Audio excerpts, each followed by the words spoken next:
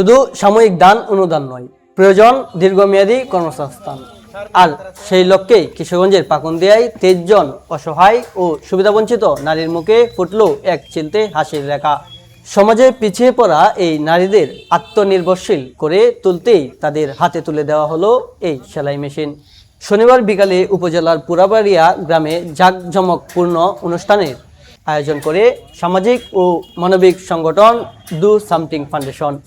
শুরু থেকেই অনুষ্ঠানস্থলে ছিল উৎসবমুখর পরিবেশ। এটি শুধু একটি যন্ত্র নয়, বরং স্বাবলম্বী হওয়ার আজীবনের স্বপ্ন। আগে অন্যের মেশিনে কাজ করলেও এখন থেকে নিজের পায়ে দাঁড়ানোর আত্মবিশ্বাস তাদের চোখে মুখে। মেশিনটা পেয়ে অনেক আমার উপকৃত হয়েছে। এটার দ্বারা আয় করে আমি আমার সংসার চালাতে পারবো, আমার ছেলে যাবতীয় খরচ চলবে, আমার যাবতীয় খরচ চলবে। অনেক খুশি আমি মেশিনটা পেয়ে। মানে সংসারের জন্য আর কি ভালো হবে, এরপরে আমাদের বাচ্চা কাচ্চার জন্য ভালো হবে, কাজ করবো ওটার মধ্যে। ডু সামথিং ফাউন্ডেশনের পক্ষ থেকে আমাদেরকে যে মেশিন দেওয়া হয়েছে, এই মেশিন চালিয়ে আমাদের আয় হবে এবং এই আয় দিয়ে আমাদের সংসার চলবে। আমাদের অনেক উপকার হবে, আমার ছেলে মেয়েকে নিয়ে আমি চলতে পারবো, এমনকি আয় উন্নত করতে পারবো। এটাই আমাদের মানে খুশি হয়েছে অনেক মেশিনটা পায়া। অনুষ্ঠানে উপস্থিত স্থানীয় শিক্ষক, ব্যবসায়ী ও ধর্মীয় ব্যক্তিবর্গরা এই উদ্যোগের ভূয়সী প্রশংসা করেন। তারা বলেন, নারীরা অর্থনৈতিকভাবে স্বাবলম্বী হলে সমাজ ও দেশ এগিয়ে যাবে।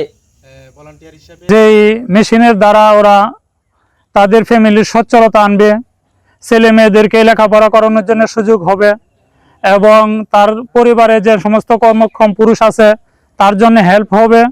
এগুলি দিয়ে সবাই চালাইলে সংসার চলবে। একটা বস্তা আনলো, আন্দাজ সিলাইয়া ব্যাগ বানাইলো, বাজারে বিক্রি করলো, এটা দিয়ে 8 বাজার করে চলতে পারবো। কাপড় সিলাইলো, এটা অনেকগুলি কাজ করতে পারবো।